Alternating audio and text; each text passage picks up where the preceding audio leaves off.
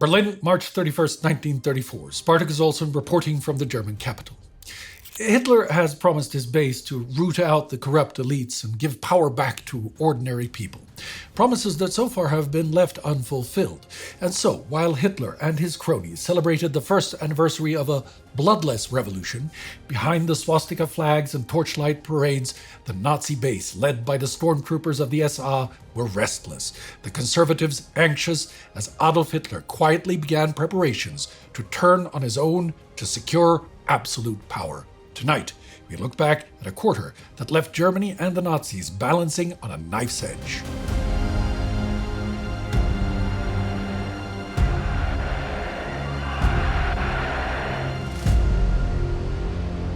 In this first quarter of 1934, in Austria, civil war erupted between the government and Social Democrats, while in France, the government was embroiled in a scandal that threatened to topple the Third Republic.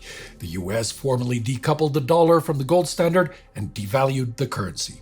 In Germany, the regime codified its totalitarian control by crushing the last remnants of federalism, while below the surface, within the Nazi Party, the conflict between the militant base and Hitler seemed to deepen. On January 30th, the first anniversary of Hitler's appointment was celebrated with the passage of the Law for the Reconstruction of the Reich. This pivotal legislation dissolved the state parliaments, Landtage, and transferred their sovereign rights to the Reich government. With federalism dead, work continued to synchronize the police and the armed forces and the creation of a racially pure Reich.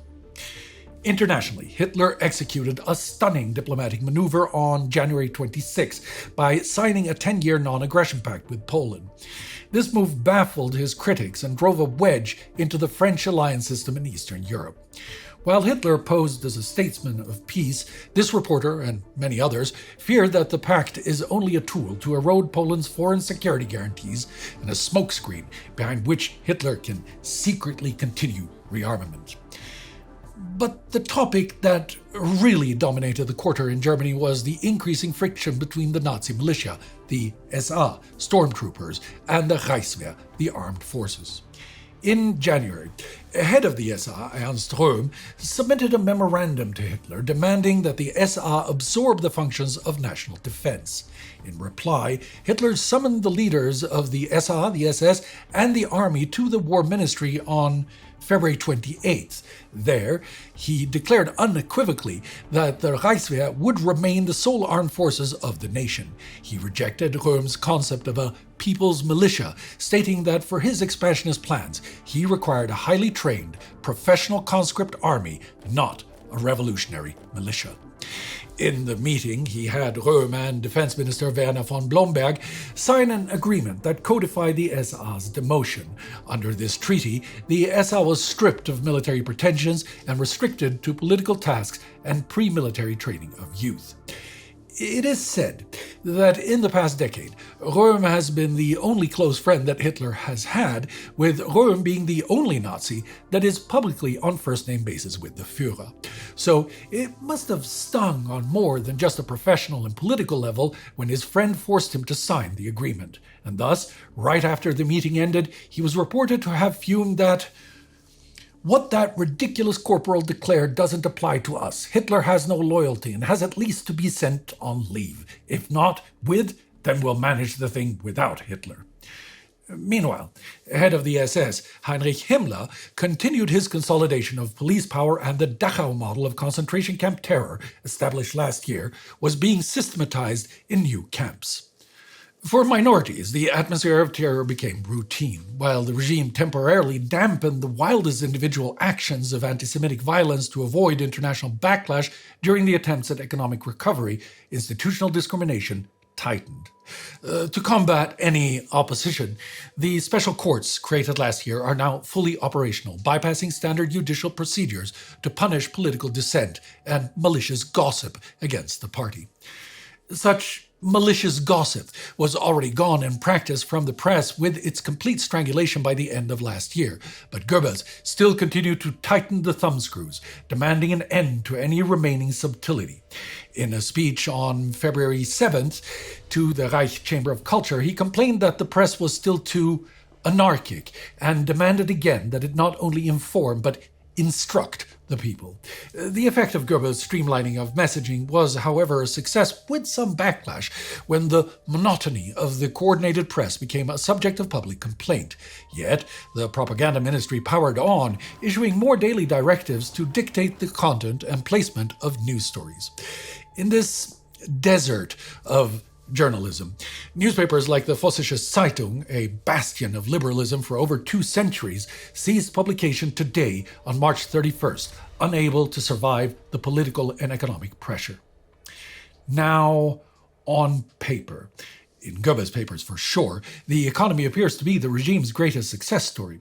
Unemployment figures continue to drop, coming in at slightly above 3 million by end of the quarter. However, this miracle is precarious. First, the Nazis are again doctoring statistics by excluding a variety of people without income from the unemployment ledgers.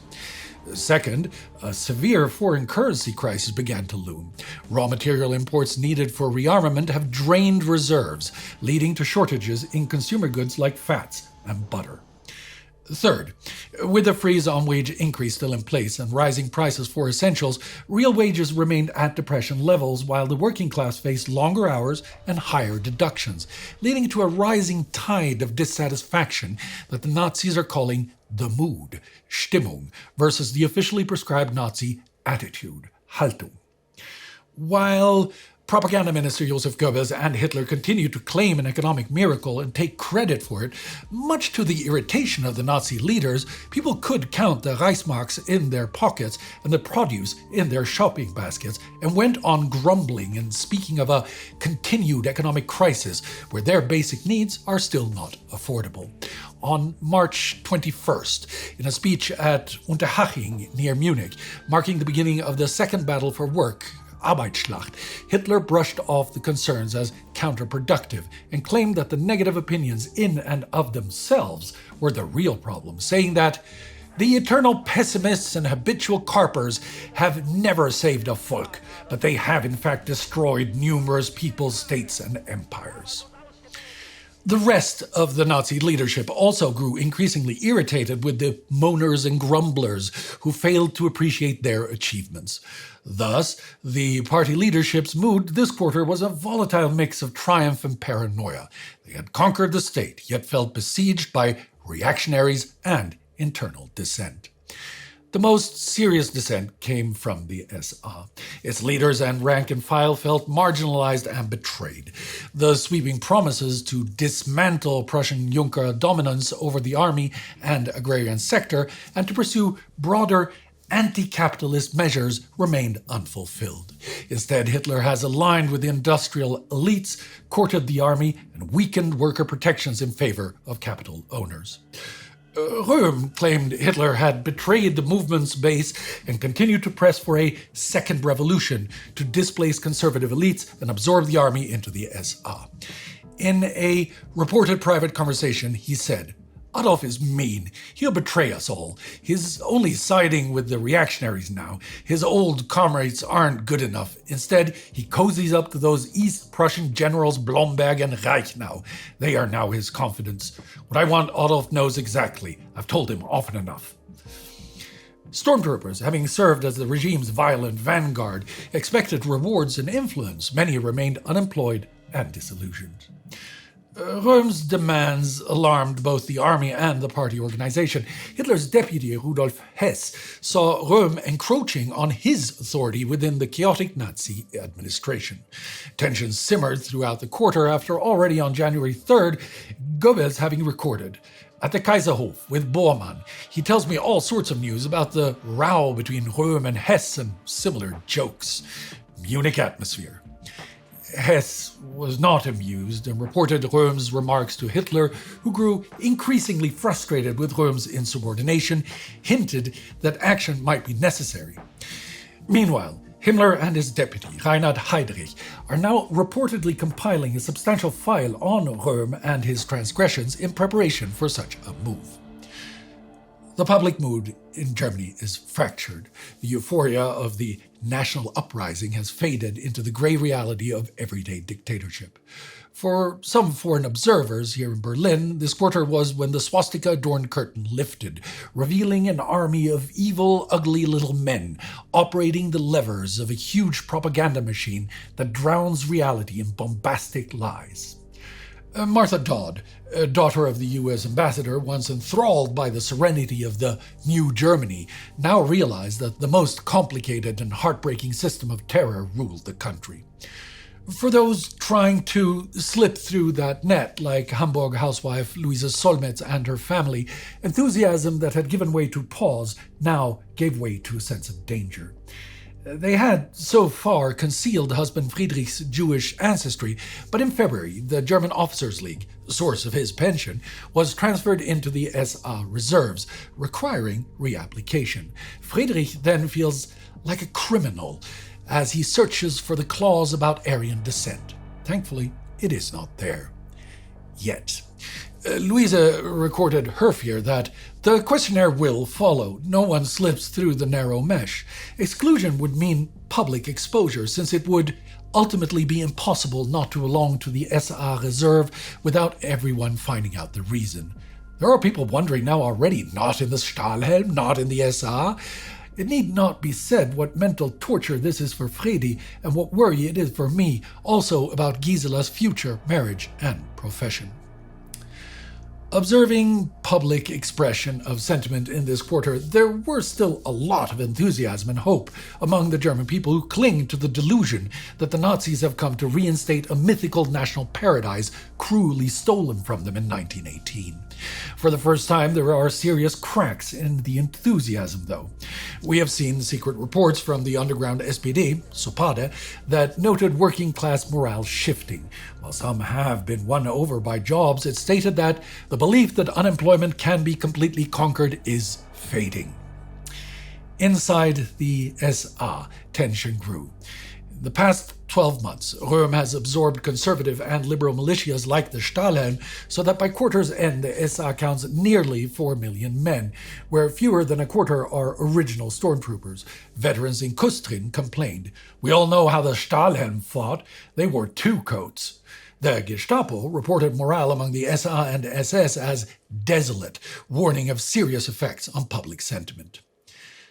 Germany has become a political pressure cooker once again, with the most violent wing of the Nazi Party threatening to revolt against their leadership to demand a strong tack to the left. Is this the outcome of broken promises by Hitler, as they claim, or is it the beginning of the inevitable showdown between the Nazi Party faction Querfront under Röhm and the extreme right wing under Hitler that has been brewing for years? It is the latter. Röhm has remained faithfully dedicated to the Querfront, a reactionary but anti-capitalist wing of the party previously led by now disgraced Gregor Strasser, with demands for land reform to eliminate the Junker class and a destruction of the Prussian traditional officer class and a transformation of the Reichswehr into an ideologically controlled people's army. Somewhat Marxist and socialist ideas mixed into the otherwise traditionalist social values of Nazism. If Röhm truly thinks that Hitler ever held any sympathy, to not mention even an iota of support for such ideas, he has not been listening very carefully to his close friend and boss, or perhaps he too has fallen victim to wishful reading of Hitler's not-so-veiled anti-socialist rhetoric. While Hitler has avoided using the word socialism negatively in his speeches, he has been unmistakably clear in his contempt for any left-wing socialist and Marxist ideas, incessantly portraying them as pillars of a supposed Jewish conspiracy to destroy the German race. Between 1920 and 1922, hardly a speech or publication passed without concentrated vitriol against the Jews and their alleged creation, Marxism. From late 22 onward, extreme anti-Marxism as the sole mortal enemy, even above explicit anti-Semitism, became his leitmotif. Between 1924 and 1932, during the struggle for power, Hitler tailored his rhetoric to his audience, condemning socialism before industrialists while promising National Socialism to workers. At At the 1926 Bamberg Party Conference, he denounced the Strasser Wing's socialist ideas, especially land reform targeting the Junker class, as rank heresy and Jewish, insisting private property must be respected. That same year in Hamburg, he demanded the smashing and annihilation of the Marxist Weltanschauung, stressed he opposed a planned economy, and declared his inexorable decision to exterminate Marxism in Germany down to its very last root. Once in power, rhetoric became policy. In February 1933, he called elimination of the Marxist poison the first requirement, urging a war of annihilation on Marxism again. 3 months later, he justified seizure of Union assets as a fight against Marxism as a worldview of decomposition. By July, he denounced the Second Revolution, warning that revolution is not a permanent state and insisting the economy must rest on private initiative and recognition of private property, explicitly rejecting the SA's socialist demands.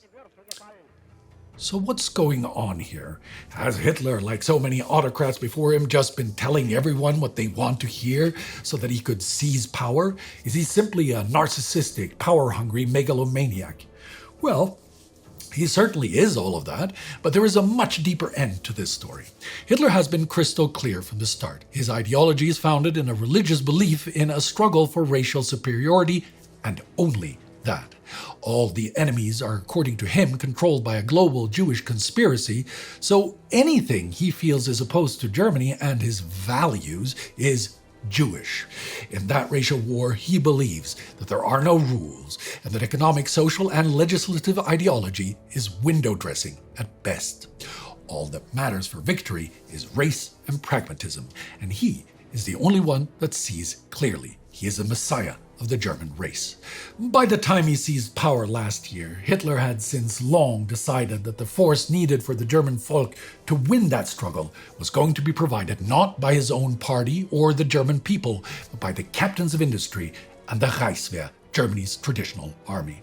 Anyone standing in the way of that, be it the people, the proletariat, the church, or Ernst Röhm, would have to bend to his will or break.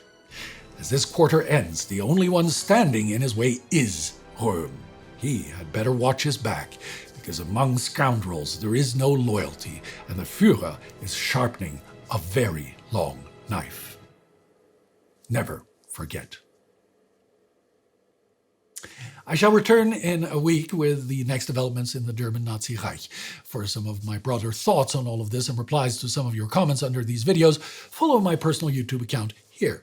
Also, join the Time Ghost Army so that we can keep on fighting the good fight for history that can help us better understand the world around us and together forge a better future.